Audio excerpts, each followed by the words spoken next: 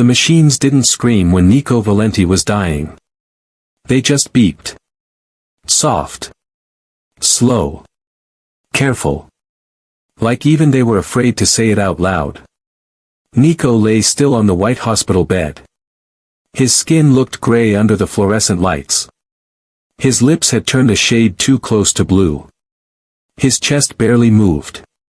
His eyes were half open, staring past the ceiling like he'd already left the room.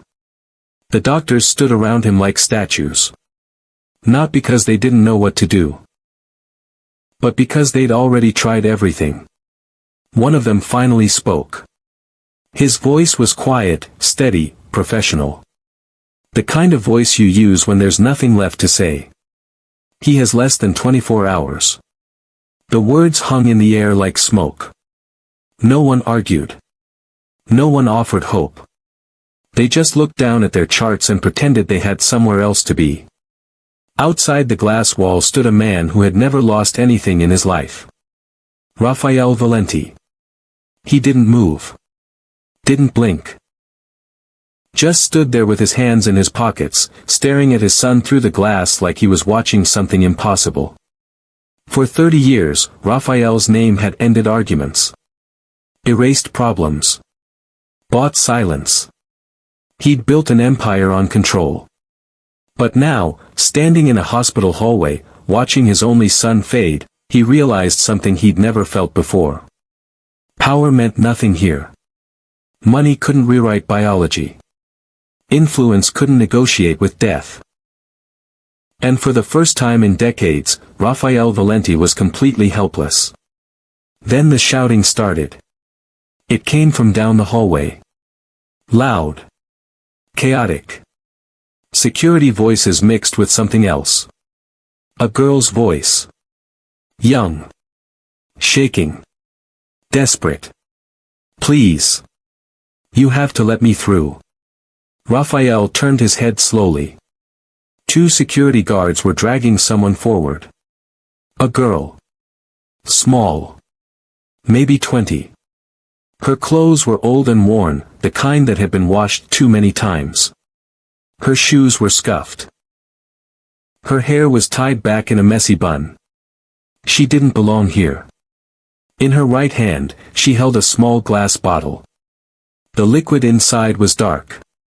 Almost black. It seemed to swallow the light instead of reflecting it. One of the guards tightened his grip on her arm. She's out of her mind. Claims she can help the Valenti kid. The other guard shook his head. Probably some scam artist. We're calling the police. I'm not lying, the girl yelled. Her voice cracked. Please, just let me see him. Raphael stepped forward. The guards froze. Everyone in the hospital knew who he was. They knew what it meant when Raphael Valenti looked at you directly. What's your name? He asked. The girl's breathing was fast, panicked. Lena. My name is Lena. And what's in the bottle, Lena? She swallowed hard. Something that can help him. Raphael's expression didn't change. The best doctors in the city are standing in that room. What makes you think you have something they don't? Because they're trying to fix what's already broken, Lena said quickly. This doesn't fix. It wakes. Raphael stared at her for a long moment. Then he stepped aside. The guards looked at him like he'd lost his mind. Sir, you can't be serious. Let her through, Raphael said quietly. The guards hesitated. Then slowly, they released her arms. Lena didn't wait. She ran. Her footsteps echoed down the hallway. She pushed through the ICU doors before anyone could stop her. The doctors inside turned, confused, alarmed. Hey! You can't be in here. But Lena wasn't listening. She went straight to Nico's bed. Her hands were shaking as she uncorked the bottle. The smell that came out was sharp, herbal, almost bitter. One of the doctors lunged forward. Stop her. Too late. Lena tilted the bottle and poured the dark liquid across Nico's chest. For half a second, nothing happened. The room went silent. Then every machine in the room exploded. Not literally. But the alarms screamed all at once. Red lights flashed. Numbers on the monitors spiked and dropped and spiked again, like the equipment couldn't decide what was real. Nico's body jerked violently. His back arched off the bed. His mouth opened wide, gasping for air that wasn't coming. His hands clenched into fists. "What did you do?" one of the doctors screamed. Nurses rushed in from every direction. Someone grabbed Lena and yanked her back. She stumbled, nearly fell, but kept her eyes on Nico. "Please," she whispered. "Please work." Raphael stepped into the room. His face was stone. His voice was ice. "What did you give him?" Lena opened her mouth to answer. But then the monitor flatlined. The sound was sharp. Endless. A single, high-pitched tone that filled the entire room and wouldn't stop. Nico's body went limp. His eyes rolled back. His chest stopped moving. Dead. One of the nurses checked his pulse. No heartbeat. Another doctor grabbed the defibrillator. Charging. Everyone clear. Raphael stood frozen. His hands were shaking. His jaw was clenched so tight it looked like it might crack. For a moment, everything felt like it was moving in slow motion. Then the line on the screen jolted. One spike. Then another. The flat line broke into a rhythm. Weak at first. Then stronger. Nico's chest rose sharply. He coughed. A rough, choking sound. His eyes flew open, wide and wild, like he'd been drowning and just broke the surface. He gasped for air. The room went completely silent. No one moved. No one spoke. Nico blinked slowly, his eyes adjusting to the light. He looked around the room, confused, disoriented. Then his gaze landed on Lena. And in a voice barely louder than a whisper, he said her name. Lena. Everyone froze. The doctors stared. The nurses stared. Raphael stared. How did Nico know her name? Lena's eyes filled with tears. She didn't say anything. Just nodded once. Nico's hand twitched. Like he was trying to reach for her. Then his eyes closed again. His breathing evened out. The monitors stabilized. But he was alive. One of the doctors checked his vitals, then looked up at Raphael with an expression caught between shock and fear. His heart rate is stable. Blood pressure normalizing. I don't understand. Raphael turned slowly toward Lena. She was still being held by security. Her face was pale. Her hands were trembling. But she didn't look away. Raphael stepped closer. His voice was low, dangerous. Who are you? Lena lifted her chin. Someone who saw him when no one else did. Raphael's eyes narrowed. If he dies because of what you did. He was already dying, Lena said quietly. I just gave him a reason to choose. The words hit harder than any threat. Raphael didn't respond. He just stared at her, trying to understand what had just happened. Behind him, one of the doctors cleared his throat. Sir, we need to run more tests. Whatever she gave him, it's still affecting his body. We don't know if this is temporary or... Nico groaned. Everyone turned. His body tensed. The monitors spiked again. Get her out of here, one of the doctors shouted.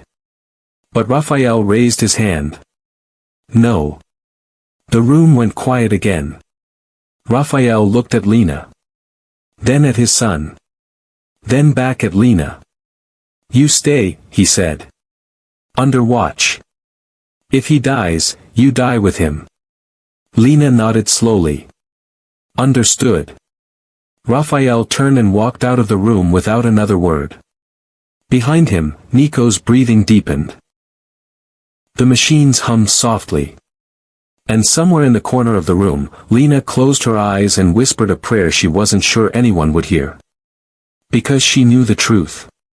Whatever she'd done wasn't finished yet. Nico Valenti learned what silence meant before he learned to speak. Not the peaceful kind. The heavy kind. The kind that fills a room when your father walks in and everyone stops laughing. He was 6 the first time he watched his father end a conversation without saying a word. They were at a restaurant. A man at the next table was being loud, complaining about the food. Raphael looked at him once. Just once. The man went quiet. Paid his bill. Left. Nico asked his mother what happened. She smiled sadly. Your father doesn't need words, sweetheart. People just know. Nico thought it was magic back then. He didn't realize it was fear. Growing up, Nico never had friends. He had handlers. Guards. Tutors. People who smiled at him because they were paid to. He went to the best schools, wore the best clothes, ate at the best restaurants. But he never felt like a kid. He felt like a project. His mother was the only soft place in that world. She'd sit with him at night when Raphael was gone. She'd read to him. Ask him about his day. Listen when he talked. She made him feel real. When Nico was 13, she got sick. The doctors called it aggressive. Untreatable. A matter of months. Raphael threw money at it. Flew in specialists. Tried experimental treatments. Bought hope in every form it came in. It didn't matter. She died on a Tuesday morning in March. Quiet. Painless. Holding Nico's hand. Raphael didn't cry at the funeral. Didn't break. Just stood there like a statue while people whispered condolences he didn't hear. Nico cried alone that night. In his room. With the door closed. No one came to check on him. After that, something inside Nico went cold. He stopped trying to connect with his father. Stopped asking questions. Stopped hoping Raphael would see him as anything other than the next version of himself. By 16, Nico knew exactly what his life was supposed to be. Meetings. Deals. Handshakes that meant more than they seemed. Learning to speak in silence the way his father did. But Nico didn't want that. He wanted to write. To travel. To meet people who didn't know his last name. He never said it out loud. Because in his world, wanting something different wasn't rebellion. It was weakness. The panic attack started when he was 19. At first, they were small. A tightness in his chest during dinner. A sudden need to leave a room. Nights where his heart raced for no reason and he couldn't catch his breath. He told himself it was stress. Everyone dealt with stress. But it got worse. He'd wake up in the middle of the night drenched in sweat, feeling like the walls were closing in. He'd sit at his father's table and feel like he was suffocating even though there was plenty of air. He went to a doctor once. Alone. Paid in cash so no one would know. The doctor ran tests. Found nothing. It's anxiety, the doctor said. Probably genetic. Stress-related. Nico didn't go back. Because admitting he couldn't handle the pressure felt like admitting he wasn't strong enough to be Raphael's son. So he buried it. Smiled when he was supposed to.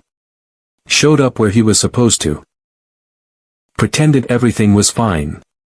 But inside, he was drowning. Then came the morning he collapsed. It was a regular Tuesday. Breakfast in the dining room. Raphael reading the paper. Nico picking at his food. He felt the tightness start in his chest. Familiar. Unwelcome. He tried to breathe through it. But this time, it didn't stop. His vision blurred. His hands went numb. The room started spinning. He tried to stand. His legs gave out. The last thing he heard before everything went black was his father's voice. Nico. When he woke up, he was in a hospital bed. Doctors surrounded him. Machines beeped. Raphael stood in a corner, his face unreadable. One of the doctors spoke carefully. "We're running more tests. But his heart is struggling." Raphael didn't ask questions.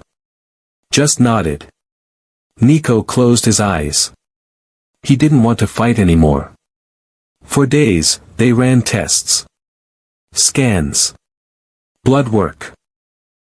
Specialists flew in from 3 different countries. No one had answers. His body was just giving up. Nico heard the whispers.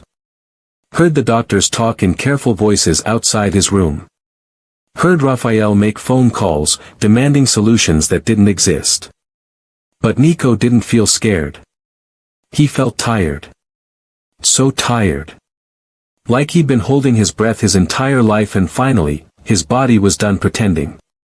If you've ever felt invisible in your own life, you know why Nico stopped fighting. Some people don't need to die to feel gone. By the time they moved him to the ICU, Nico had already made peace with it. He wasn't angry. Wasn't sad. He was just ready for the noise to stop. That's when she came. Lena. He didn't remember her name at first. Didn't remember where he'd seen her before. But when she poured that liquid on his chest and his body exploded back to life, something clicked. He'd seen her before. Weeks ago. Outside the hospital gates. Late at night. He'd been walking alone, trying to clear his head. His chest had tightened again. He'd collapsed against the wall, gasping, thinking this was it. And she'd been there. A girl he didn't know.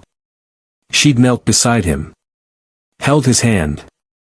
Didn't ask questions. Just stayed until he could breathe again. Then she disappeared. Now, lying in this bed, alive for reasons he didn't understand, Nico opened his eyes and saw her standing in the corner of the room. Guarded. Scared. But there.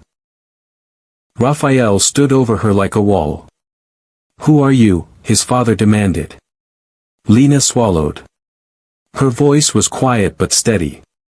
"My name is Lena Moretti. And what did you give my son?" She hesitated. Something that was meant for people at the edge. The edge of what?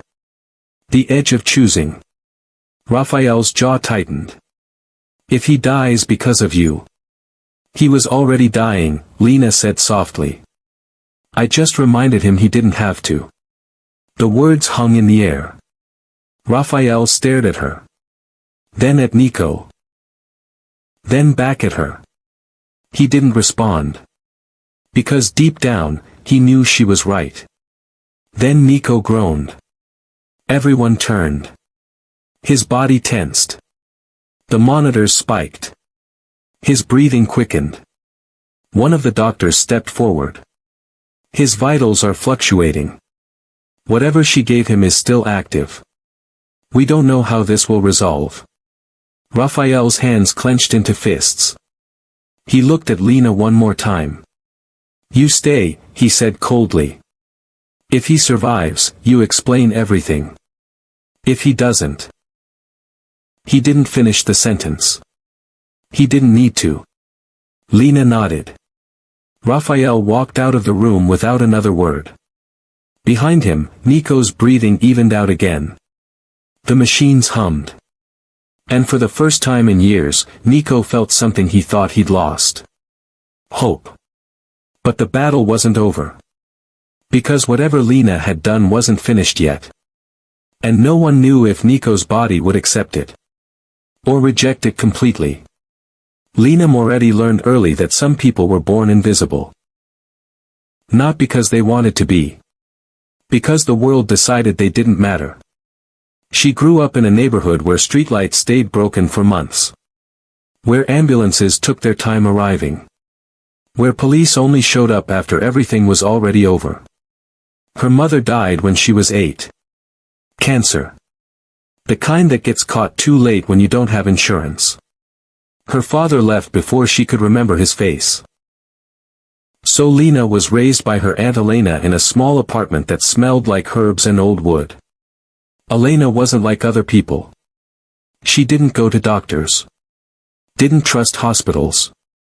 Said modern medicine forgot how to listen. Pain speaks, Elena would say, grinding leaves in a stone bowl. Most people just don't hear it anymore. Lena learned to listen. She watched her aunt treat neighbors who couldn't afford clinics.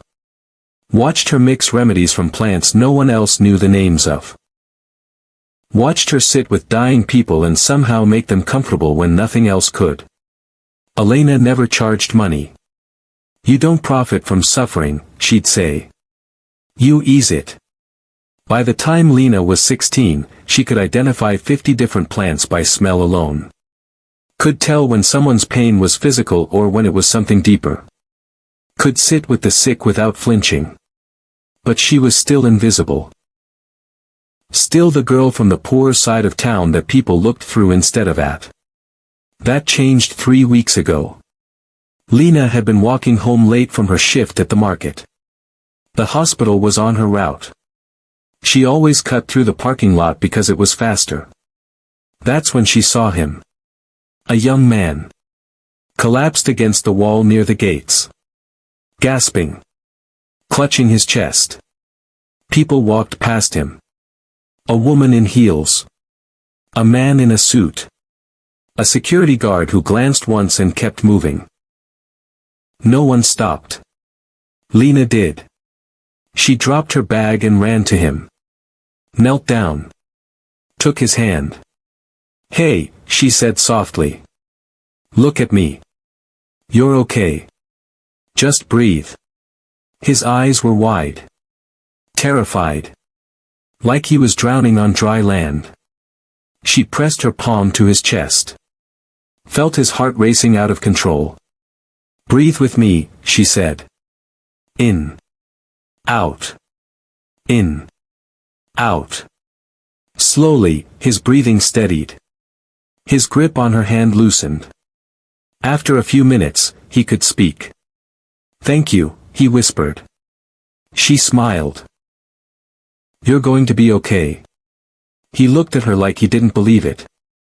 Then someone called his name from across the lot. A driver. A black car waiting. The young man stood slowly. Looked back at her one more time. What's your name? Lena. He nodded. Then he left. She didn't think she'd ever see him again. Until 3 nights ago. Lena woke to the sound of her aunt gasping. She rushed to Elena's room. Found her sitting up in bed, eyes wide, hand pressed to her chest. Aunt Elena. Elena grabbed her wrist. Her grip was strong. Urgent. The boy, she whispered. The one you helped. He's dying. Lena's stomach dropped. How do you? I saw him, Elena said. In the space between sleep and waking. His body is giving up. Not because it can't fight. Because he doesn't want it to. Lena didn't understand. Elena pulled her closer.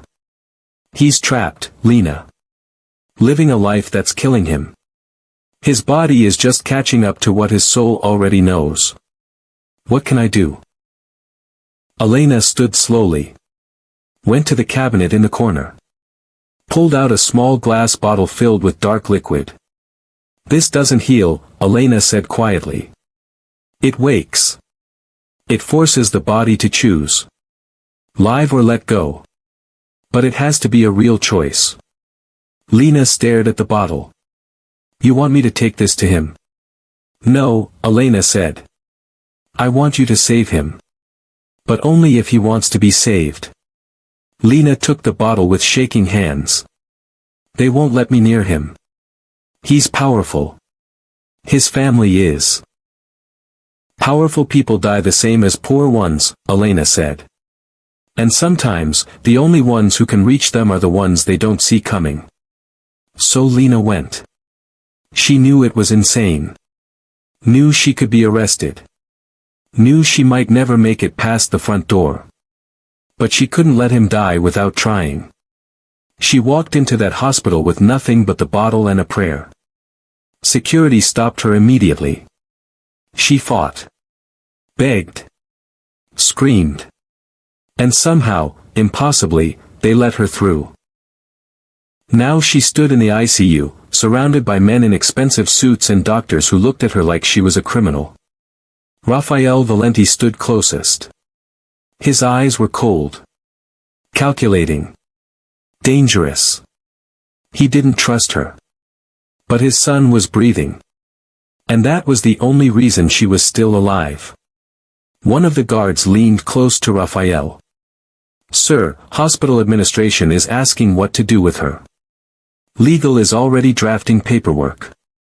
Raphael didn't take his eyes off Lena. "She stays," he said quietly. The guard hesitated. "Sir, if something goes wrong." "Then I'll handle it," Raphael said. "Until then, no one touches her." Lena felt the weight of every eye in the room. She'd crossed a line she could never step back over. But as she looked at Nico, lying on that bed, breathing steady for the first time in days, she knew she'd do it again. Because Elena was right. Powerful people died the same as poor ones. But sometimes, they just needed someone to see them. One of the nurses checked Nico's vitals and frowned. "His readings are still fluctuating," she said. "Whatever she gave him is still working through his system." Raphael's jaw tightened. He turned to Lena. "What exactly did you give him?" Lena hesitated. "Something ancient. Something that doesn't make sense to modern medicine." "That's not an answer." "It's the only one I have," Lena said quietly. "My aunt called it the choice. It doesn't force the body to heal. It asks the body if it wants to." Raphael stared at her. "And if it says no?" Lena met his eyes. "Then nothing I did will matter." The silence stretched. Then Nico's monitor beeped. Everyone turned. His heart rate spiked. Then dropped. Then spiked again. The doctor stepped forward. "We need to stabilize him. Now." But before anyone could move, Nico's eyes opened. He looked directly at Lena. And for the first time since she'd poured that liquid on him, he spoke. "You came back." Lena's eyes filled with tears. She nodded. Nico's hand moved slightly. Like he was trying to reach for her. Then his eyes closed again. The monitors evened out. The room exhaled. Raphael looked at Lena one more time. "You don't leave this hospital," he said. "Not until I understand what you've done." Lena nodded. She wasn't going anywhere. Because whatever happened next, she was part of it now. And outside the ICU, hospital lawyers were already gathering. Waiting for their chance to make her disappear. The hospital didn't sleep that night. Administrators gathered in conference rooms with the door closed. Lawyers made phone calls.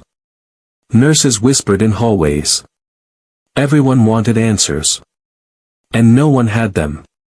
By morning, the head of the hospital stood outside Nico's room with 2 lawyers and a stack of papers. "Mr. Valenti," the administrator said carefully. "We need to discuss the girl." Raphael stood with his arms crossed. His face was stone. "What about her?" "She administered an unidentified substance to your son without authorization. Without medical supervision. We have liability concerns. Legal exposure. If anything happens to him." "He's alive," Raphael said flatly. "Yes, but we don't know why. Or for how long." One of the lawyers stepped forward. Sir, we strongly recommend removing her from the premises. If the media finds out. They won't, Raphael said. With respect, this kind of thing doesn't stay quiet. And if your son's condition changes, if there are complications, we need distance from. She stays. The administrator blinked. Mr. Valenti, I don't think you understand the position this puts us in. Raphael turned slowly. His voice dropped. Quiet. Dangerous. I understand perfectly. My son was dying. Your doctors gave up. She didn't. So she stays. Under guard if you want. Under watch. But she doesn't leave this building until I say so. The lawyers exchanged glances. The administrator cleared his throat. We'll need signed waivers. Documentation that you're accepting full responsibility for.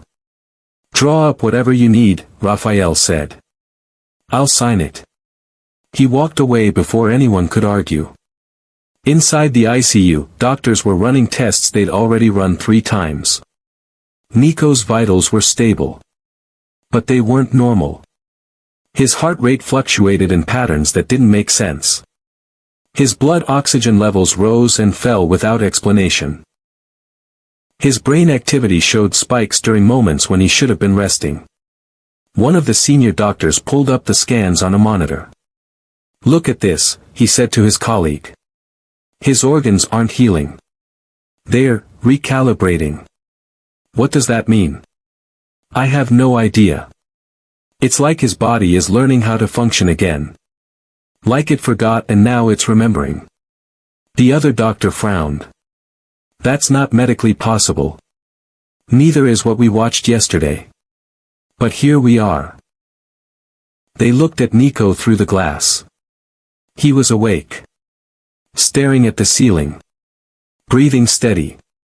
But something in his eyes looked different. Like he was seeing the world for the first time. By evening, Raphael sat in a chair outside Nico's room, staring at nothing. He hadn't slept. Hadn't eaten. Just sat there watching his son through the glass like if he looked away, it might all disappear. A nurse approached cautiously. Mr. Valenti. Your son is asking for the girl. Raphael's jaw tightened. He stood slowly and walked into the room. Nico turned his head. His voice was weak but clear. I want to talk to her. No, Raphael said. Dad. You don't know her. You don't know what she gave you. You don't know if you're safe. I'm alive, Nico said quietly. That's more than I was yesterday. Raphael said nothing. Nico looked at his father. Really looked at him. Please. Let me talk to her. After a long moment, Raphael turned and left the room. 10 minutes later, a guard brought Lena in. She looked exhausted. Her clothes were wrinkled. Her eyes were red. But she walked to Nico's bedside without hesitation. Nico watched her sit down. For a moment, neither of them spoke. Then Nico said, You remembered me. Lena nodded. Of course I did. Why did you come back? She hesitated. Because my aunt saw you. In a way I can't explain. She said you were dying. Not just your body. All of you. Nico looked down at his hands. She was right. What happened to you? Nico took a breath. I don't know how to explain it. I just stopped wanting to fight. Fight what? Everything. His voice cracked. The life I was supposed to live. The person I was supposed to become. I was so tired of pretending it was okay. Lena's chest tightened. I wasn't sick, Nico continued. Not really. I was just done. And my body finally caught up with how I felt inside. Lena leaned forward. And now? Nico looked at her. Now I feel like I have a choice. You always had a choice. No, Nico said quietly. I didn't. Not in the life I was living. Every door was already decided. Every path was already drawn. I was just supposed to walk it and not complain. He paused. When you poured that liquid on me, I felt something. It wasn't healing. It was a question. What question? Do you want to live? Lena's eyes filled with tears. And for the first time in years, Nico whispered, I realized I could answer. The words hung in the air. Lena understood now. The liquid didn't save him. It forced him to choose. And he chose to stay. Outside the room, Raphael stood with his back against the wall. He'd heard everything. Every word. His hands were shaking. For years, he'd built an empire. Protected his son. Given him everything money could buy. But he'd never asked if Nico wanted it. He'd never asked if Nico was okay. He'd just assumed. And his son had been suffocating the entire time. Raphael closed his eyes. For the first time in decades, doubt crept in. Not about business. Not about power. About everything he thought he knew. Sometimes the people we assume are fine are the ones barely holding on. If someone trusted you with their truth today, would you even notice? Inside the room, Nico reached out slowly. Lena took his hand. Thank you, he said. She squeezed gently. You did the hard part. You chose. Nico's monitor beeped softly. His heart rate steadied. And for the first time since waking, he felt something close to peace. But outside, hospital lawyers were still circling. And Raphael knew this wasn't over. Because the moment his son was stable, they'd come for Lena. And he wasn't sure he could protect her. Or if he even deserved to try. One of the doctors entered the room. Checked Nico's vitals. Looked at the monitor with a frown. Interesting, he muttered. What? Lena asked. The doctor pointed at the screen. His body's accepting the treatment. Whatever she gave him, it's integrating. But it's not following any medical pattern I've ever seen. He looked at Lena. What exactly was in that bottle? Lena hesitated. I don't know the science. My aunt called it the choice. It doesn't force healing. It just opens a door. A door to what? Lena looked at Nico. To whatever the person needs most. The doctor stared at her like she was speaking another language. Then he left without another word. Lena turned back to Nico. You should rest. Will you stay? She smiled softly. I'm not allowed to leave. Nico closed his eyes.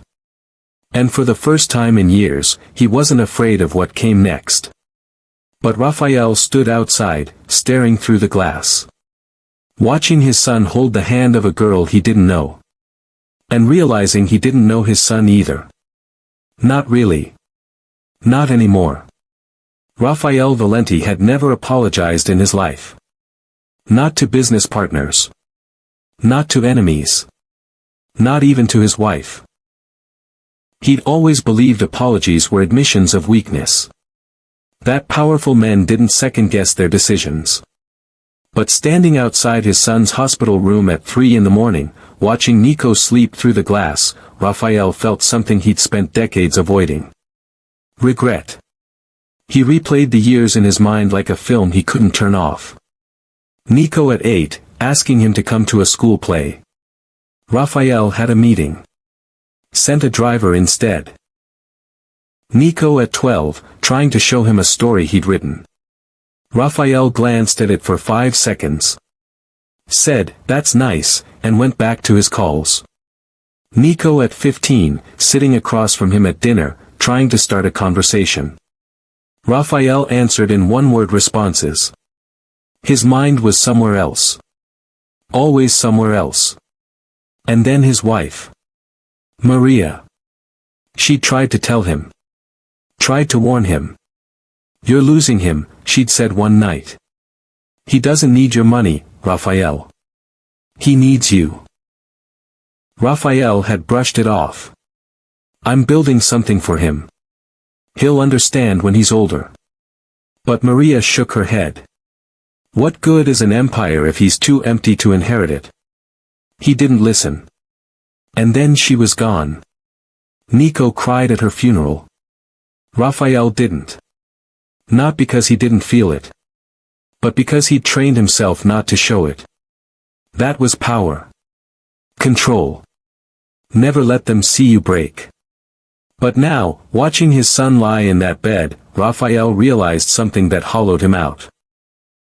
He'd been so focused on building a future that he forgot to be present for the life happening in front of him. And Nico had been drowning the whole time. A door opened behind him. The hospital administrator approached with 2 board members and a man in an expensive suit. Raphael didn't turn around. Mr. Valenti, the administrator said carefully. We need to speak with you. Raphael's voice was flat. I'm not moving her. Sir, please understand. I said no. One of the board members stepped forward. A woman with sharp eyes and a sharper tone. Mr. Valenti, this isn't just about hospital policy anymore. Investors are asking questions. People are talking.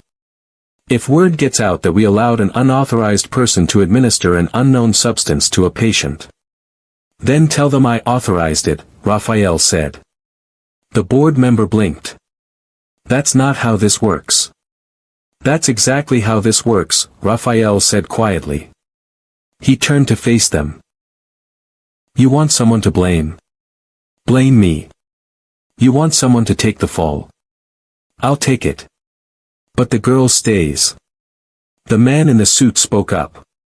Mr. Valenti, I represent several of your business partners. They're concerned about the optics.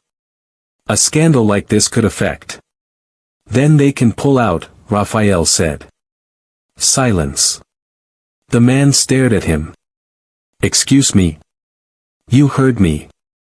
If they're that concerned, they can walk. I'm not putting this girl on the street because people are uncomfortable. The administrator's voice rose. Sir, you're not thinking clearly. This could destroy. I know exactly what this could destroy, Raphael said. His voice was steel. And I'm telling you it doesn't matter. He stepped closer. My son was dying. Your doctors gave up. She didn't. So you have 2 options. You let her stay, under whatever conditions you want. Or you try to remove her, and I pull every dollar, every donation, every connection I have from this hospital. Your choice. The room went cold.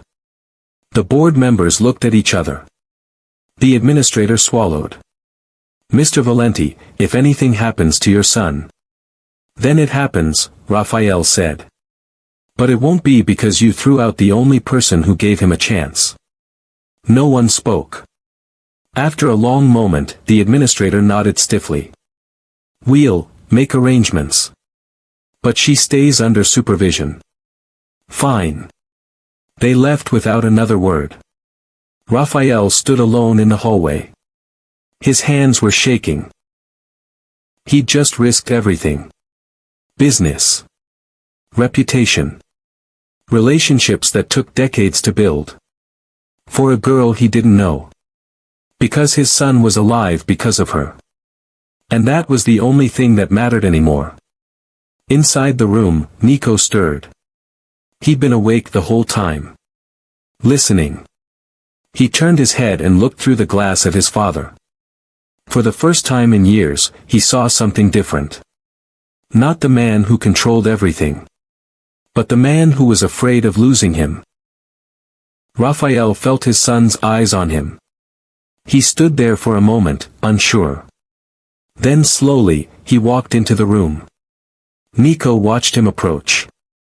Raphael pulled a chair close to the bed and sat down. Neither of them spoke. The machines beeped softly. The hospital hummed in the background. Raphael looked at his hands. Then at his son. "I didn't know," he said quietly. Nico's throat tightened. "Didn't know what?" "That you were suffering." The words hummed between them. Nico looked away. "I didn't tell you. You shouldn't have had to." Nico's chest ached.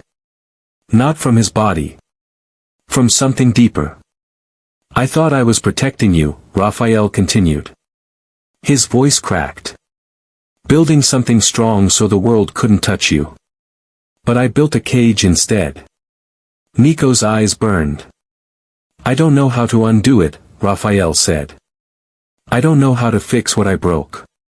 "You don't have to fix it," Nico whispered. "You just have to be here." Raphael closed his eyes.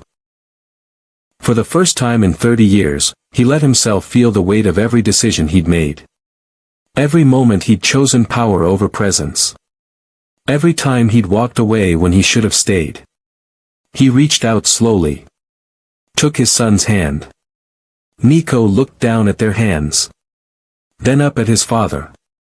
Raphael met his eyes. And for once, he didn't look away. "I'm sorry," Raphael said. 2 words he'd never spoken in his life. Nico's tears fell silently. He squeezed his father's hand. And for a long time, they just sat there. No words. No explanations. Just presence. Outside, the city moved on. Business continued. Phones rang. But inside that room, time stopped. And Raphael Valenti, a man who'd controlled empires, learned what it felt like to simply be a father. Not a powerful one. Not a successful one. Just a father. Sitting with his son. Finally present. But even in that moment, Raphael knew the truth. This wasn't over. Because apologies didn't erase the past. They didn't undo years of distance. And Nico hadn't told him everything yet. There were still words unspoken. Truths buried. And Raphael could feel them waiting in the silence. After a while, Nico pulled his hand back gently. "Dad?" "Yeah. I need to tell you something." Raphael's chest tightened. "Okay." But before Nico could speak, a nurse entered. "I'm sorry to interrupt, but we need to run more tests." Raphael stood slowly. "I'll be outside." Nico nodded. As Raphael walked to the door, he glanced back. His son was watching him. And in Nico's eyes, Raphael saw something he hadn't seen in years. Not anger. Not distance. But a fragile, cautious hope. That maybe, just maybe, things could be different. Raphael stepped into the hallway. Closed the door behind him. And for the first time in his life, he didn't try to control what happened next. He just waited. Because some things couldn't be forced. Some things had to be chosen. And his son was finally learning how. Over the next 3 days, Nico's strength returned slowly. Not all at once. But in small pieces. He could sit up without help. Could hold a conversation without his chest tightening. Could look at the world without feeling like he was watching it through glass. The doctors were cautiously optimistic. His vitals were stable.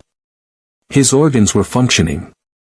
Whatever Lena had given him seemed to have done something they couldn't explain. But Nico knew the truth.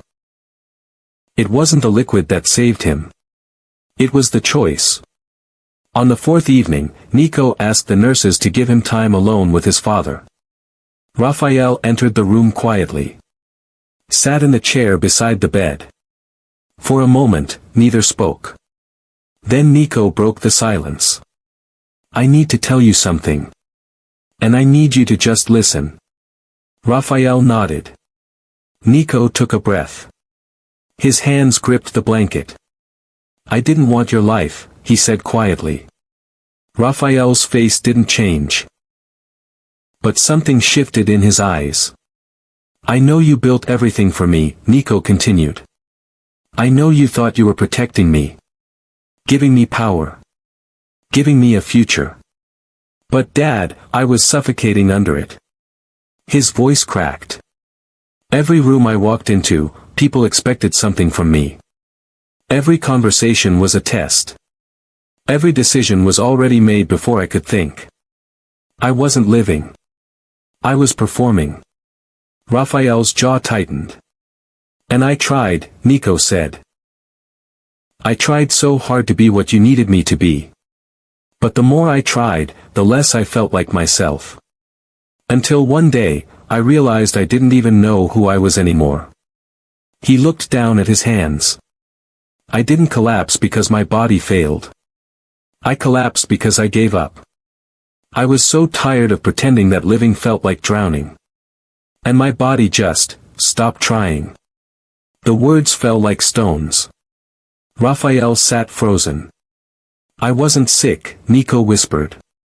I was trapped. The machines beeped softly in the background. Raphael stared at the floor. His hands were clenched together so tightly his knuckles were white. He didn't speak. Didn't defend himself. Just sat there, absorbing every word like a blow he couldn't block. Nico continued. When I was lying in that bed, dying, I felt relief. Like finally, it was going to stop. The pressure. The pretending. All of it. His voice broke. And then she came. Nico looked toward the door where Lena stood watching. Her eyes were red. She poured that liquid on me, and something happened. It wasn't healing. It was a question. A real one. Do you want to live? He turned back to his father. And for the first time in years, I had to answer honestly. Not what you wanted. Not what anyone expected. Just what I wanted.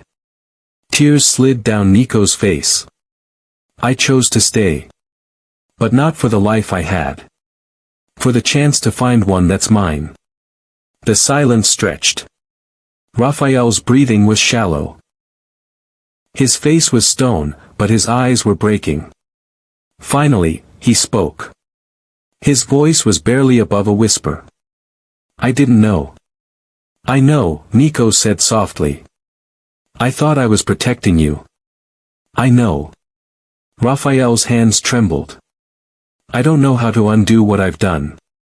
Nico leaned forward slightly. You don't have to undo it, Dad. You just have to stop building more. The words hit Raphael like a punch to the chest. He looked up at his son. For the first time, he saw him clearly. Not as an extension of himself. Not as the heir to an empire. But as a person. Who'd been drowning. And nobody noticed. I'm sorry, Raphael said. His voice broke. I'm so sorry. Nico's tears fell harder. I know. Raphael reached out. Took his son's hand. I don't know how to be different, he admitted. I don't know how to let go of control. It's all I've ever known. Then learn, Nico said gently. With me. We'll figure it out together. Raphael nodded. His throat was too tight to speak. For a long moment, they just held hands. Father and son. Finally honest with each other. Lena watched from the doorway, her heart breaking for both of them. For the years lost. For the pain that could have been avoided if they'd just talked sooner. But also for the fragile hope blooming in that room. Because it wasn't too late. It never is. Not if both people are willing to try. Nico wiped his eyes. I don't want to run your businesses, Dad. I don't want to be you. Raphael flinched. But he didn't argue. I want to write, Nico said. I want to travel. I want to meet people who don't know my last name. I want a life that's quiet. Small. Mine. Raphael's chest ached. And if I can't give you that? If I can't let go, then I'll leave, Nico said quietly. Not because I don't love you, but because I can't die slowly just to make you comfortable. The honesty was brutal, but it was necessary. Raphael closed his eyes, took a shaky breath. Okay, he whispered. Nico blinked. Okay. Okay, Raphael repeated. I'll try.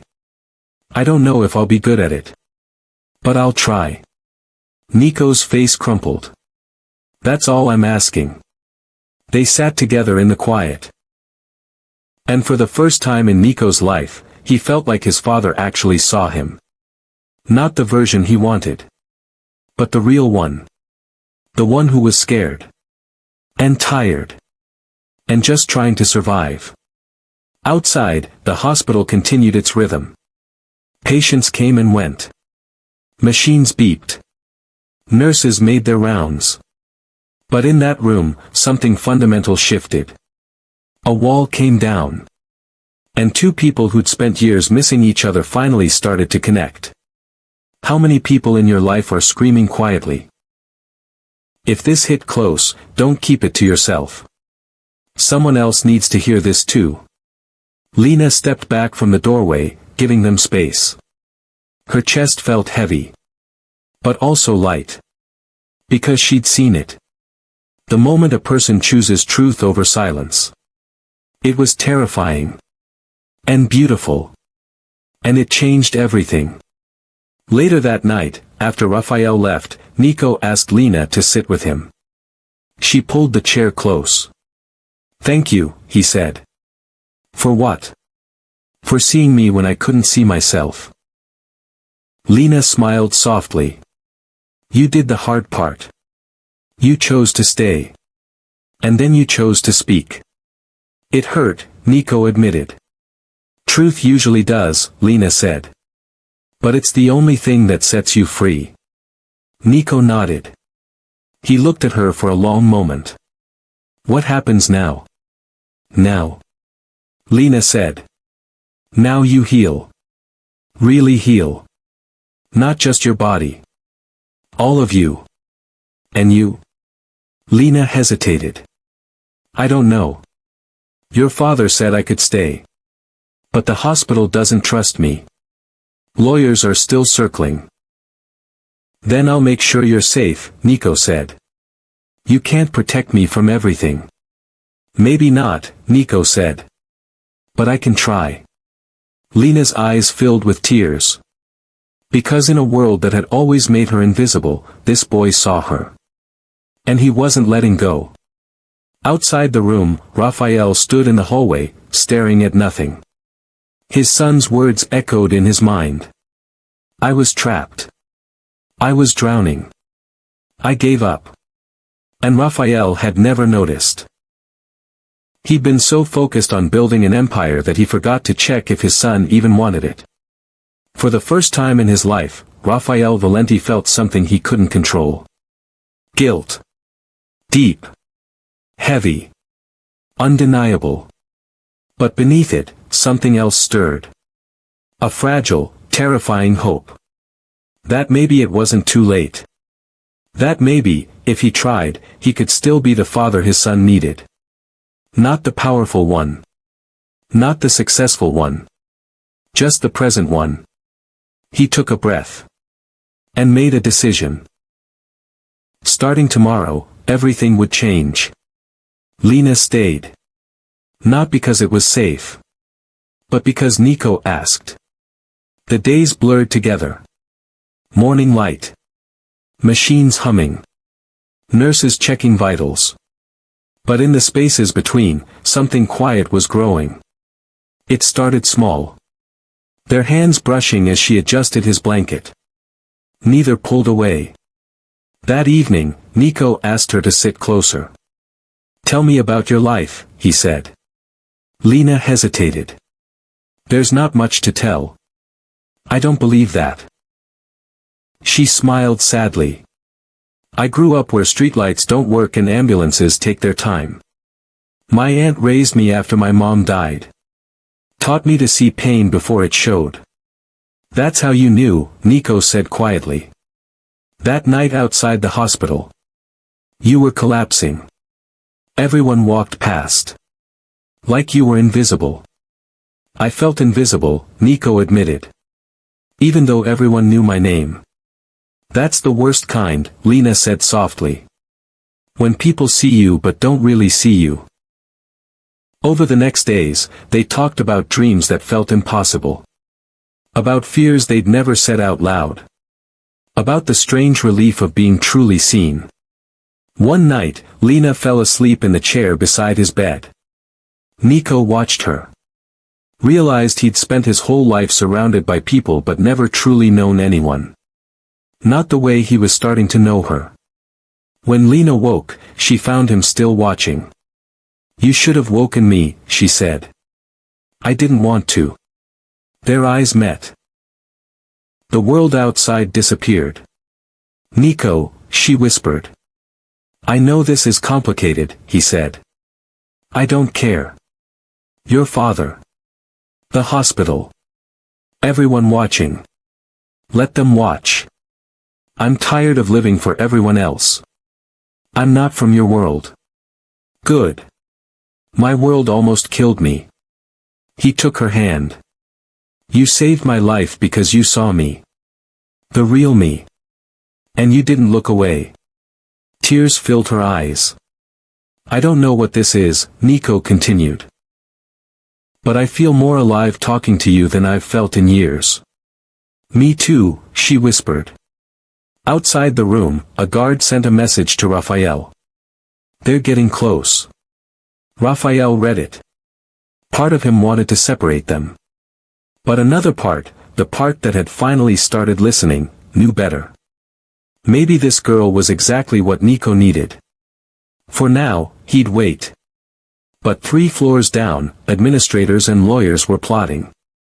The girl needs to go, one said. This is a liability. Papers shuffled.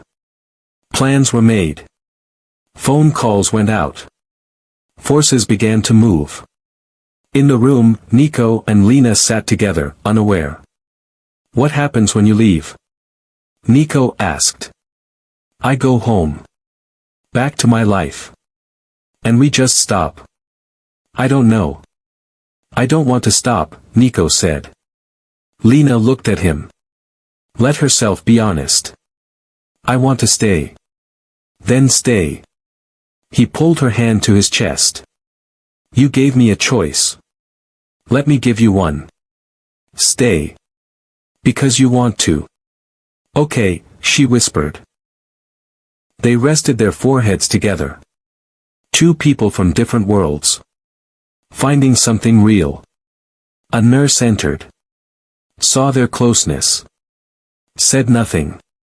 But after she left, she made a call. The walls began closing in. Something's coming, Nico said quietly. I know, Lena nodded. Are you scared? Terrified. Me too. They looked at each other and smiled. Because fear meant there was something worth protecting.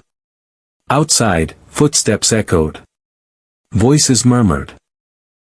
And the fragile world they'd built was about to be tested. The lawyer arrived at noon. Expensive suit. Briefcase.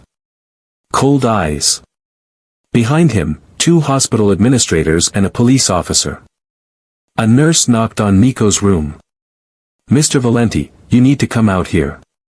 Raphael stepped into the hallway. The lawyer extended his hand. Raphael didn't take it. Mr. Valenti, we have a situation requiring immediate resolution. The young woman, Lena Moretti, administered an unauthorized substance without medical license or consent. She's a liability. We have grounds to press charges. The police officer stepped forward. Sir, we're here to escort her off the premises. An administrator spoke up. Investors are asking questions. Board members are concerned. This needs to be resolved today. Resolved how? Raphael asked quietly.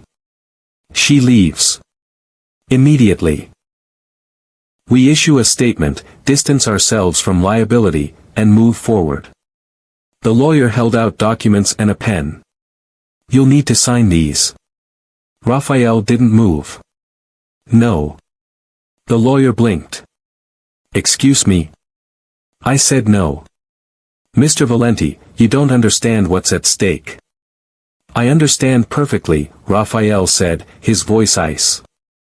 You want someone to blame. You want her gone so you can sleep at night. He stepped closer. But that girl saved my son's life when every doctor here gave up. If you want to remove her, you'll have to go through me first. The administrator's face reddened. Sir, this is about protocol. Legal exposure. Touch her, Raphael said quietly, and you make an enemy you can't afford. Silence. The lawyer shifted. If you protect her, you're accepting responsibility. Your business relationships, your reputation. Let them fall. Everyone stared. If my partners can't understand why I'm protecting the person who saved my son, I don't need them. The administrator's voice rose. This could destroy. I know exactly what this could destroy, Raphael interrupted. And I'm telling you it doesn't matter. He looked at the officer. You're not taking her anywhere. The officer hesitated. Sir, if the hospital presses charges. Then they press charges. But she stays until my son is released. And if anyone tries to remove her, this hospital will regret it. The lawyer closed his briefcase. You're making a mistake. Maybe. But it's mine to make. They left. Raphael stood alone, hands shaking. His phone buzzed. Heard what happened. We need to talk. Another message. Is it true? This looks bad. More came. Questions. Concerns. Threats to pull funding. Raphael turned his phone off. Inside, Nico had heard everything. For his entire life, he'd watched Raphael choose power. Choose control. But just now, his father chose him. Lena stood in the corner, tears streaming. He just risked everything. Nico nodded. Yeah. He did. When was the last time you saw someone risk everything for what's right? If you're watching this, that choice matters. Don't let it fade into the scroll. Raphael entered. His face was tired. But his eyes looked lighter. They're gone. For now.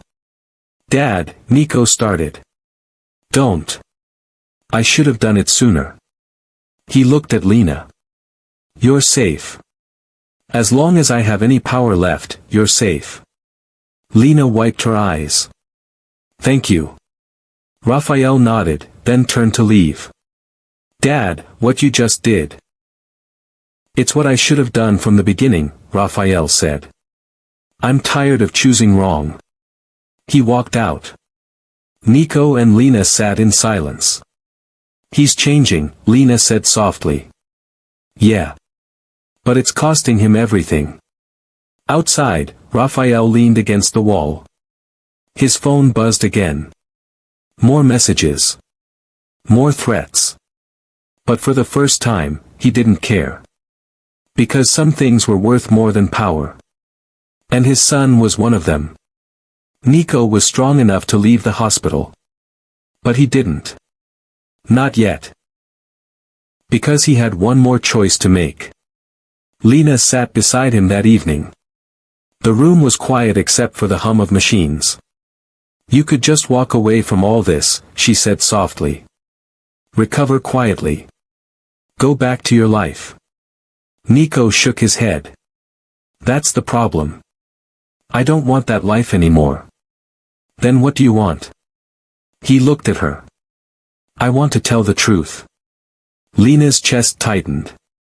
Nico, you don't owe anyone your story.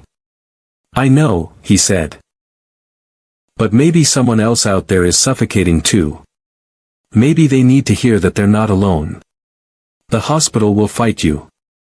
Your father's enemies will use it against him. People will twist your words. Let them, Nico said quietly. I'm done living in fear of what people think. Lena took his hand. Are you sure? Nico nodded. I've never been more sure of anything. The next day, Nico didn't call a press conference. Didn't hire a publicist. Didn't craft a careful statement. He just spoke. A nurse filmed it on her phone. Simple. Raw. Honest. Nico sat on the edge of his hospital bed and looked directly at the camera. My name is Nico Valenti. And 3 weeks ago, I was dying. He paused. Not because of disease. Not because of an accident. But because I gave up. I was living a life that was killing me slowly, and my body finally caught up with what my heart already knew. His voice was steady. Everyone thought I had everything. Money. Power. A future. But I felt like I was drowning. And no one noticed. He looked down at his hands. Then a girl I barely knew did something impossible. She saw me. The real me. Not my last name. Not my father's empire. Just me. His eyes filled with tears. She poured something on my chest that didn't heal me. It asked me a question. Do you want to live? And for the first time in years, I had to answer honestly. He looked back at the camera. I lived because someone saw me. Not because of money. Not because of power. But because one person refused to walk past me like I didn't matter. His voice broke. If you're out there suffocating in a life that looks perfect from the outside, you're not alone. If you're tired of pretending, you're not weak. And if you're barely holding on, please don't give up. Someone sees you. Even if you can't see them yet. The video ended.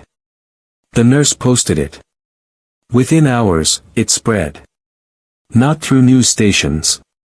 Not through official channels. But through people. Quietly. Carefully. It reached students who felt crushed by expectations. Workers who felt invisible. Kids who felt trapped in their parents' dreams. People started talking. Not loud. But honest. About hidden suffering. About invisible pain. About the pressure to be okay when you're breaking inside. The hospital board convened immediately. This is a disaster, one administrator said. He's making us look negligent.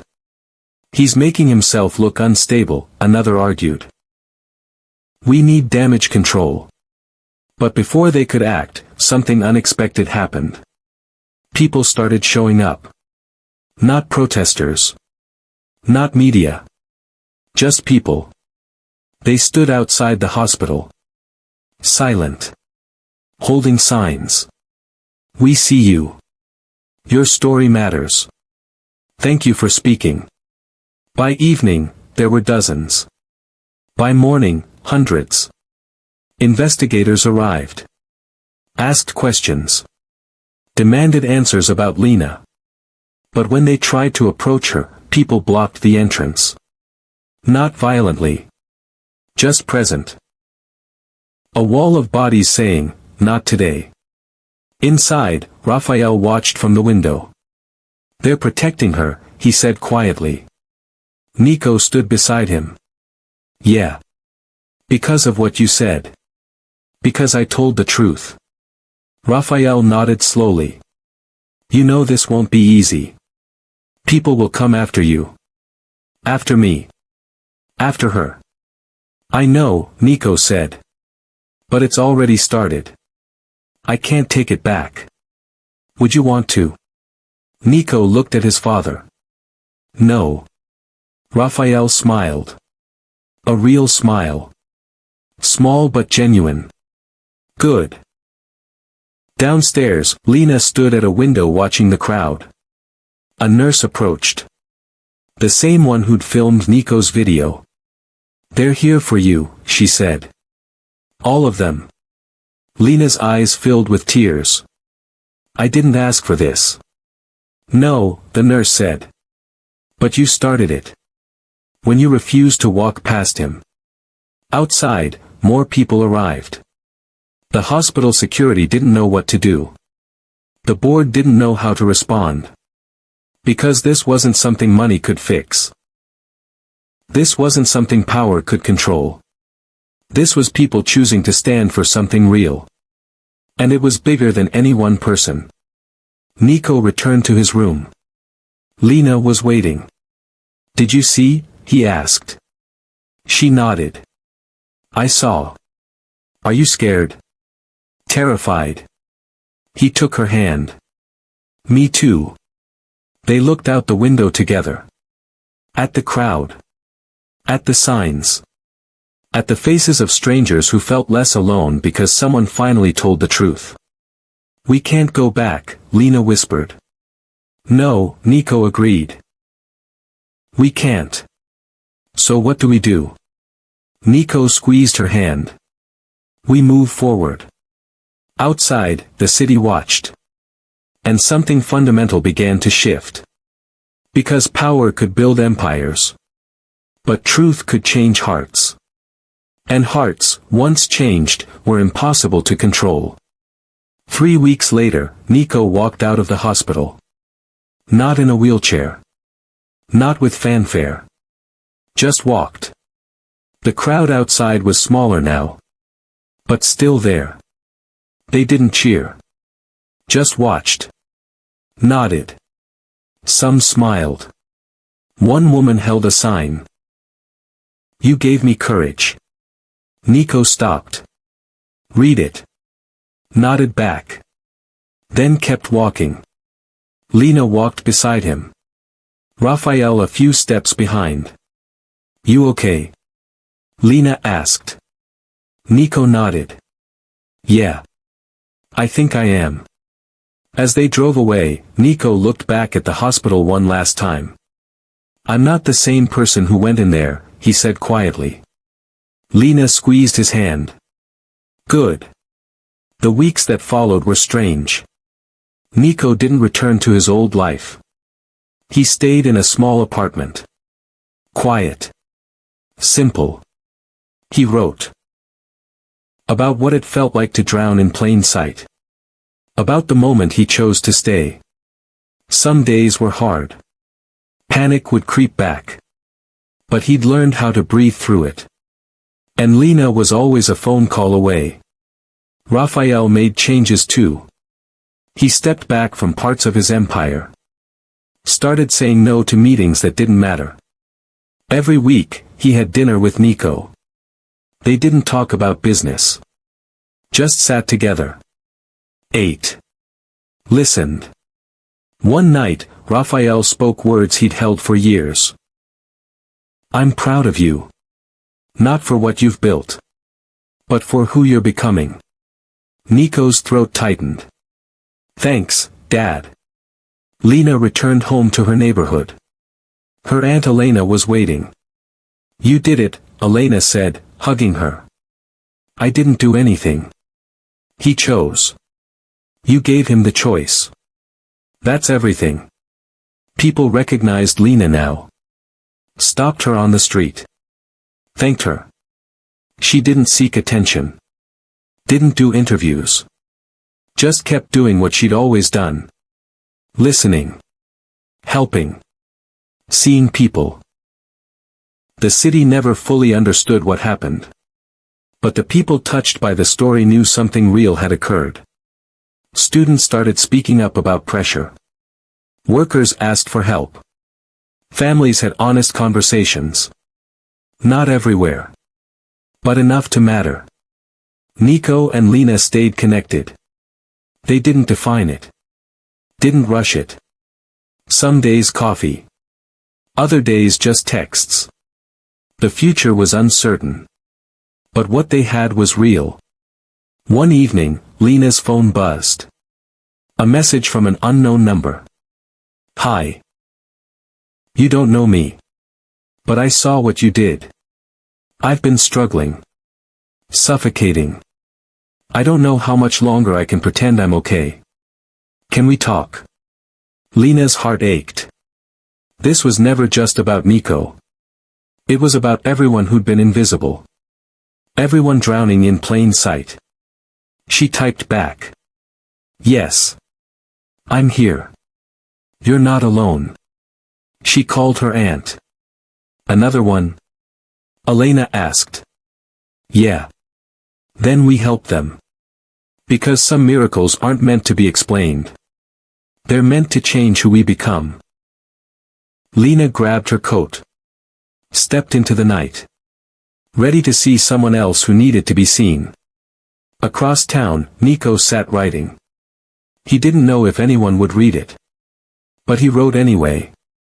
Because silence had almost killed him. And speaking had set him free. Raphael sat looking at a photo of his wife. I'm trying, he whispered. I'm finally trying. And somewhere in the city, someone read Nico's video for the 100th time. Felt less alone. Decided to hold on one more day. Somewhere out there, someone is dying quietly, waiting for someone brave enough to see them. If this story meant something to you, maybe you're that person. Don't let them stay invisible. Lena arrived at a cafe where the stranger waited. A young man. Eyes hollow. Hands shaking. She sat across from him. Hi. I'm Lena. He looked up. You came. Of course I came. His eyes filled with tears. I didn't think anyone would. Lena took his hand. You're not invisible. Not anymore. Because that's how change happens. Not through grand gestures. But through small choices. One person at a time. One moment at a time. And it starts with someone brave enough to see.